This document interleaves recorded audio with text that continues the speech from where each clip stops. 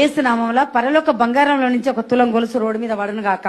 4 గంటలకు అడిగిన 7 గంటలకు ఉప్పల రింగు రోడ్డు కడ దొరికింది నాకు. ఇంట్లోకి వచ్చాను, కరెంటు వైర్లు కనబడితే 2 బోట్లు పెట్టుకుని 2 నోట్లు పెట్టుకొని స్విచ్ చేసుకున్న మూర్ఖుణ్ణి. బ్రెయిన్కి భయంకరమైన షాక్. తర్వాత ఏటీఎం కాడికి పోయి ప్రార్థన చేసిన. ఏసు నామంలో దీంట్లో డబ్బులు వచ్చిన కాక అని పలికిన. నా ఏటీఎం లో 270 రూపాయలు మాత్రం ఉన్నాయి.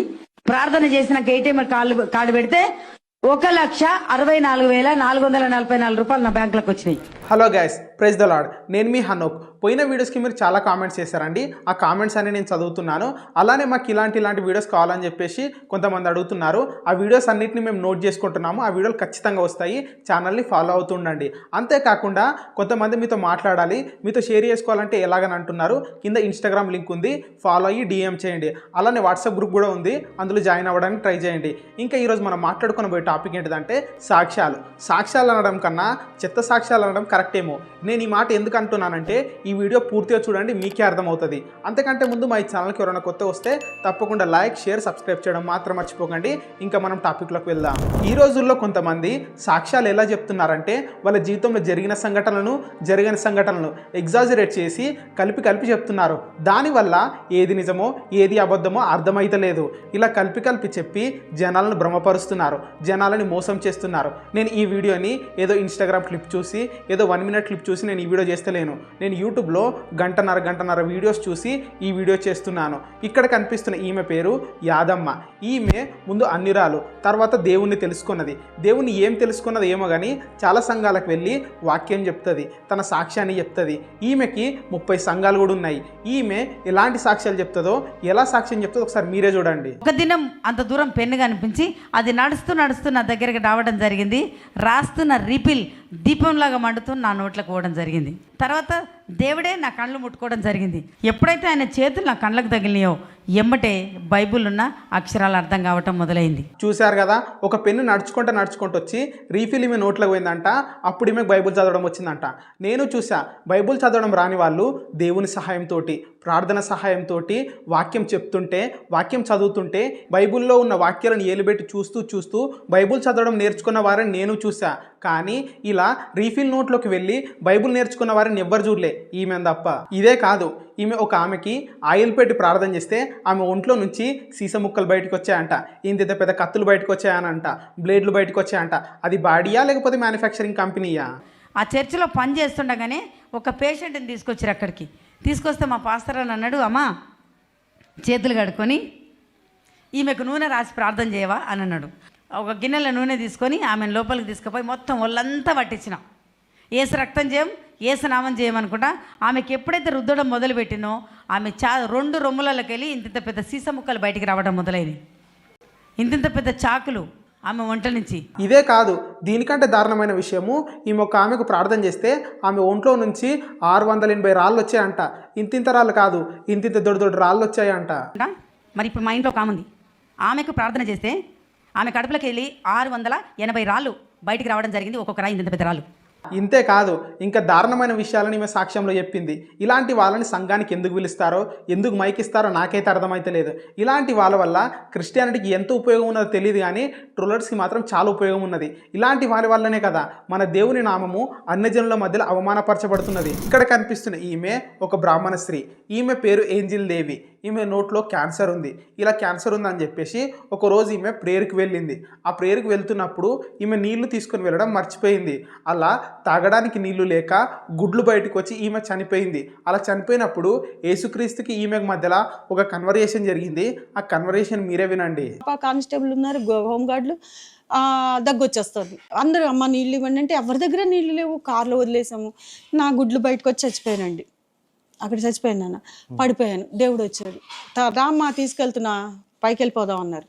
నేను ఏంటి ప్రభా ఆగు, ఇలా తీసుకెళ్ళిపోతే ఎట్లా అంటే ఏమ్మా అన్నారు.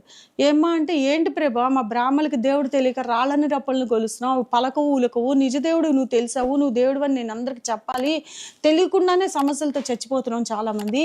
నీ దగ్గరికి వచ్చేస్తే నేనేం చేయను ఇప్పుడు, అన్న. అంటే అందరూ అలాగే అంటారమ్మా, 2 రోజులు పోయాక మర్చిపోతారు రోగం నయమయ్యాక అని. అలా అనుకు ప్రభా, ఒకసారి నిన్ను నువ్వేం నమ్మడం కాదు, నువ్వు మమ్మల్ని మాట్లాడడం కూడా రాదు దేవుడితో అందనంగా. నువ్వు మమ్మల్ని నమ్ము, నిన్ను నమ్మడం కాదు, నువ్వు నన్ను నమ్ము. ఒకవేళ నేను నీ గురించి చెప్పబోతే నన్ను, నా భర్తని, నా బిడ్డను కూడా తీసేసుకో, చంపేసేయి అంటే. అయితే ఏ హాస్పిటల్కి రాయను స్పష్టంగా మాట్లాడారండి. ఏ హాస్పిటల్కి, నారాయణకి రాయినా అన్నారు. అక్కడ గుంటూరు దగ్గర కదా, అంటే హడాలికి వెళ్ళాలి కదా. హాస్పిటల్ వద్దు ప్రభా, నువ్వు ఆపరేషన్ చేయంటే, నేను ఆపరేషన్ చేస్తానని ఎవరు చెప్పారు అంటే, నేను ఆదాంకి ఆపరేషన్ చేసి పక్కటెముక నుంచి స్త్రీని చేసావు కదా, మత్తు కలిగించావుగా, నాకు నువ్వు ఆపరేషన్ చేస్తే సెకండ్లో నయమవుతుంది, నేను వెంటనే వెళ్ళి పని మొదలెడతా అన్నాక, సరే అప్పుడు ఏం చేశారు, నువ్వు ఆపరేషన్ చేయ ప్రభా అనగానే ఇలా గొంతు తీశారు. చూసావమ్మా చెవుని ఎత్తురు కారుతుంది అన్నారు, చూపించారు. అవును ప్రభా వాసన కూడా వస్తుంది అంటే, బాగు చేసి పెట్టాను అంటే, ఇది వద్దు ప్రభా, ఇది పాడేసేయండి, మళ్ళీ ఇది పాడైతే నేను చెప్పలేను, నాకు కొత్త గొంతు ఇవ్వండి అంటే, కొత్త గొంతు ఎక్కడి నుంచి ఇవ్వను ఆయనకి తెలీదా? ఆకాశంలో అవయవాల కర్మాగారం ఉంది కదా, మనుషుల గొంతులు తయారవుతాయి కదా, ఒక కొత్త గొంతు ఇవ్వండి ప్రభా అన్న. అనేసరికి నీ విశ్వాసం చాలా గొప్పదమ్మా అని పక్కపక్కన ఆకాశంలోంచి ఇలా బల్బ్ లాంటి గొంతు తీసి ఇక్కడ పెట్టారు వెలుగు. చూసారా ఎంత దారుణంగా నోటికి ఏదొస్తే అది మాట్లాడుతుందో. ఇదే కాదు, ఈమె ఇంట్లో కూడా దేవునితో మాట్లాడుతుందంట. దేవదూతలు వచ్చి ఈమెకు వంట చేసిస్తారంట. ఒకరోజు ఈయన వెళ్ళిపోయారు, నా వంట అవ్వలేదు, భుజమే చేసాడు వచ్చి, రామ్మా మీ ఆయన వెళ్ళిపోయాడుగా, పిల్లలు వెళ్ళిపోయారుగా, మాట్లాడుకుందాం అన్నాడు. అలవాటు చేశాక అవి ఉండు ప్రభా ఇవాళ వంట అవ్వలేదు అన్న. వంట అవ్వలేదంటే ఉండని 2 దూతలను పంపించాడు. అలా చాలాసార్లు జరిగింది. 2 దూతలను పంపించి వంట చేయించేశాడు. మేమిద్దరం కబుర్లు చెప్పుకున్నాం, నిజంగా జరిగాయండి. ఈ ఏంజెల్ దేవి గారు యేసుక్రీస్తుని బజార్కి తీసుకెళ్లేదంట. ఎందుకు అనుకుంటున్నారు? కూరగాయలు తక్కువ రేట్లకు వస్తాయని చెప్పి. ఇంకా షాపింగ్ కూడా తీసుకెళ్లేదంట. ఎందుకు అనుకుంటున్నారు? మంచి చీరలు ఇప్పిస్తాడని. ఇలా యేసుక్రీస్తుకి అలవాటు చేసిందంట. ఈమె యేసుక్రీస్తుని తీసుకెళ్ళకపోతే యేసుక్రీస్తు అలిగేవాడంట. ఏమనంటే ఏసయ్యా బజార్కి వెళ్దాం, కూరలు తక్కువలు ఇప్పియ్యా, మంచి కూరలు ఇప్పియ్యా, లేదా మంచి చీరలు ఇప్పి, తక్కువ డబ్బులు ఇప్పి, లేకపోతే అయ్యా దా బజార్కి వెళ్దాం కొనుక్కుందాం. నేను ఒక రోజు పిలవకుండా సరుకులకి వెళ్తాను, సరుకులు దొరకవు. అలవాటు పడ్డాడుగా ఆయన, ఈ అలవాటు చేశాను ఆయనకి. ఇక వస్తాడు, రాకపోతే అలుగుతాడు, ఇవ్వరు కూరలు. ఇంకా ఈమెకు దేవుడు బ్రాహ్మణుల మధ్య సేవ చేయొద్దని చెప్పిండంట. ఓన్లీ క్రైస్తవులకు మాత్రమే వాక్యం చెప్పమన్నాడంట. క్రైస్తవుల మధ్యనే సేవ చేయమని చెప్పిండంట. అంటే బ్రాహ్మణులకి అందరికి చెప్పాలి నువ్వు నిజ దేవుడు అని. మనం మనం పూజించేవి ఇవి కాదు నిజమైన దేవుడు అని చెప్పాలి అంటే, బ్రాహ్మణులకు కాదు ముందర క్రిస్టియన్స్కి చెప్పు నువ్వు. వాళ్ళు చూశారు కదా, దేవుడు ఎక్కడైనా వీళ్ళకి వాక్యం చెప్పు, వాళ్ళకి వాక్యం చెప్పొద్దని చెప్పాడా? దేవుడు ఏమని చెప్పాడు? సర్వలోకానికి వెళ్ళి సర్వ సృష్టికి నా సువార్త ప్రకటించమన్నాడు, కానీ క్రైస్తవులకు మాత్రమే నా సువార్త ప్రకటించమని ఎక్కడ కూడా చెప్పలేదు. క్రైస్తవునిగా ప్రతి ఒక్కరికి సువార్తను అందించడం అన్నదే క్రైస్తవుని యొక్క బాధ్యత.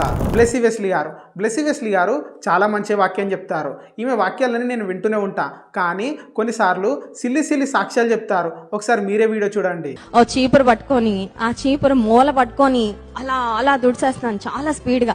నా చెయ్యి అంత ఎర్రగా అయిపోయింది, నాకు నొప్పి వచ్చేస్తుంది.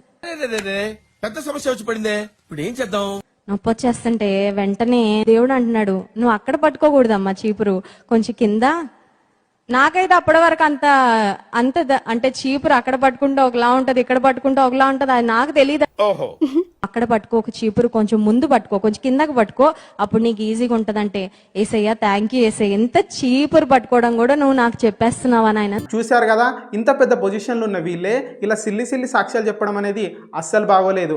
ఇంకొకరైతే ఆమె ఫోన్లో వాళ్ళ ఆయన ఫోన్లో డాటా అయిపోతే 2GB డాటా సరిపోవట్లేదని, ఏంటి ప్రభువా మా పరిస్థితి అని ఏడ్చుకుంటూ ప్రార్థన చేశారంట. దేవుడు వాళ్ళకు అన్లిమిటెడ్ డాటా వేశాడంట. మా ఇంట్లో నెట్ అయిపోయి ఇబ్బంది అయ్యింది. మా ఆయన ఫోన్ కి నా ఫోన్ కి 2GB మాత్రమే వచ్చేది. నెట్ ఆగిపోయిన తర్వాత 3:30కి కరెక్ట్ 3:30కి నేను అట్లాగే మోకళ్ళ మీద ఉండి, ఇది ఎందుకు తండ్రి ఈ రీతిగా నాకు ఎందుకు జరుగుతుంది అనేసి నేను దేవుని వేడుకున్నప్పుడు, నెట్ సరిపోతలేదనేసి నేను ఎంత ఏడ్చుకుంటూ ప్రార్థన చేసాను. 3:30కి అన్లిమిటెడ్ లైవ్ మా ఇంటికి వచ్చేసిందండి. అన్లిమిటెడ్ నెట్ మొత్తం మా ఇంటికి వచ్చేసింది. అది 24 అవర్స్ చూసినా గానీ అయిపోయినంత నెట్ దేవుడు మాకు ఇచ్చేసినాడు. ఇంకొకరు గ్యాస్ అయిపోయిందని రేపు సండే ప్రభువా ఎలాగనంటే దేవుడు పొద్దున్నే గ్యాస్ తీసుకొచ్చి ఇచ్చాడంట. శనివారం రోజు రాత్రి అన్నం వండిన కూర వండలేదు, గ్యాస్ అయిపోయింది. నాకు నైట్ అంతా నిద్ర పడలేదు. ప్రభా తెల్లారే వరకే నాకు గ్యాస్ ఇచ్చినందుకు స్తోత్రం అనుకుంటా పడుకున్నా. మళ్ళీ మేము ఉదయము చర్చికి వెళ్ళిపోవాలి, మధ్యాహ్నం అవుతుంది మేము ఇంటికి వచ్చేసరికి. మరి ఎట్లా మేము వచ్చి ఏం తింటాం ప్రభా, నాకు తెల్లారేసరికి గ్యాస్ ఇచ్చినందుకు స్తోత్రం అనుకుంటున్నా. పిచ్చోళ్ళ గురించి వెంటనే కానీ లైవ్ లో ఇదే చూడటం.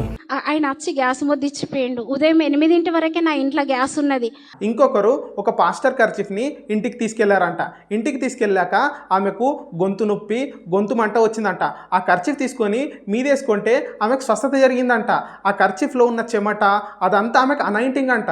బ్రదర్ ఖర్చు నేను తీసుకెళ్ళాను అనమాట ఈ ఖర్చు, ఎందుకంటే అందులో చెమట అనాయింటింగ్ కూడా నాకు అభిషేకం ఖర్చుకి నాతో ఉంటే చాలు, ఒక అభిషేకం నాతో ఉన్నట్టుగాని తీసుకెళ్లాను. అయితే తీసుకెళ్ళిన ఒక 2 days కి విపరీతమైన గొంతు నొప్పి, మంట, దగ్గు, అసలు ఏమవుతుందంటే మాట్లాడడం కూడా రావట్లేదు. నాకు చిన్న జ్వరం వచ్చిన టాబ్లెట్ వేసుకుంటా, కానీ ఆ రోజు మాత్రం మా ఖర్చు తీసుకుని గొంతు మీద వేసుకుని పడుకున్నాను. తెల్లారేసరికి నొప్పి లేదు, దగ్గు లేదు. అసలు చూశారు కదా వీళ్ళు దేవుని ఎలాగ అర్థం చేసుకుంటున్నారో. గ్యాస్ అయిపోతే గ్యాస్ తెచ్చడం లాగా, ఇంట్లో ఖాళీగా ఉంటే ముచ్చట్లు పెట్టడం లాగా, బజార్కి వెళ్తే కూరగాయలు ఇప్పించడం లాగా, డాటా అయిపోతే డాటా ఇష్టం లాగా ఇలాగ అర్థం చేసుకుంటున్నారు. వాక్యం మీద సరి అయిన పరిజ్ఞానం లేకపోతే ఇలా మాట్లాడతారు, ఇలా సాక్ష్యాలు చెప్తారు. ఇప్పుడు మీకు ఒక డౌట్ రావచ్చు, మనం సాక్ష్యం ఎలా చెప్పాలి అని చెప్పేసి. దీన్ని మనం బైబిల్లో నుంచి చూద్దాం. అపోస్తులుడైన పౌలు 2 సార్లు సాక్ష్యాలు చెప్తాడు అపోస్తుల కార్యంలో. ఒకటి యెరూషలేములో యూదుల మధ్యలో, రెండవది రోమ్లో ఉన్న అగ్రిప్ప రాజు ఉందట. ఈ 2 సార్లు కూడా ఎలా సాక్ష్యం చెప్తాడు అని అంటే తన జీవితంలో జరిగిన నిజ సంఘటనలను ఆధారం చేసుకుంటూ యేసుక్రీస్తుని కేంద్రంగా ఉంచుతూ, గుర్తుపెట్టుకోండి, యేసుక్రీస్తుని కేంద్రంగా ఉంచుతూ తన సాక్ష్యాన్ని చెప్తాడు. సిల్వ స్వార్థను ప్రకటిస్తాడు, కానీ ఎగ్జాజరేట్ చేసి చెప్పడు. నిజాన్ని అబద్ధాన్ని కలిపి చెప్పడు. ఇలా కలిపి చెప్పడం వల్ల ప్రజల్ని మోసం చేసిన వాళ్ళు అవుతాము. మనం కూడా మన సాక్ష్యాన్ని చెప్పేటప్పుడు యేసుక్రీస్తుని కేంద్రంగా ఉంచుకుంటూ సిల్వ సువార్తను ప్రకటించుకుంటూ మన సాక్ష్యాన్ని చెప్పాలి. ఎగ్జాజరేట్ చేయొద్దు. నిజాన్ని అబద్ధాన్ని కలిపి చెప్పొద్దు. నిజాన్ని అబద్ధాన్ని కలిపి చెప్పినామనుకో దేవుని నామాన్ని అవమానపరిచిన వాళ్ళు అవుతాము, ప్రజల్ని మోసం చేసిన వాళ్ళు అవుతాము. ఇప్పటి వరకు నేను చూపించిన సాక్ష్యాలన్నీ ట్రోల్స్ గురైనవే, దేవుని నామాన్ని అవమానపరచడానికి ఉపయోగపడ్డవే. మనం చెప్పే సాక్ష్యము దేవుని నామాన్ని గణపరచబడేలాగా ఉండాలి, కానీ ఇలా అవమానపరిచేదిలాగా ఉండొద్దు. మా ఇన్ఫర్మేషన్ కనుక మీకు నచ్చినట్లయితే తప్పకుండా లైక్, షేర్, సబ్స్క్రైబ్ చేయడం మాత్రం మర్చిపోకండి. నేను రీసెంట్గా ఈ వీడియో చేశాను, తప్పకుండా చూసే ప్రయత్నం చేయండి. ఒకసారి ఛానల్ మొత్తం చెక్ చేయండి, చాలా మంచి వీడియోస్ ఉన్నాయి. Praise the lord.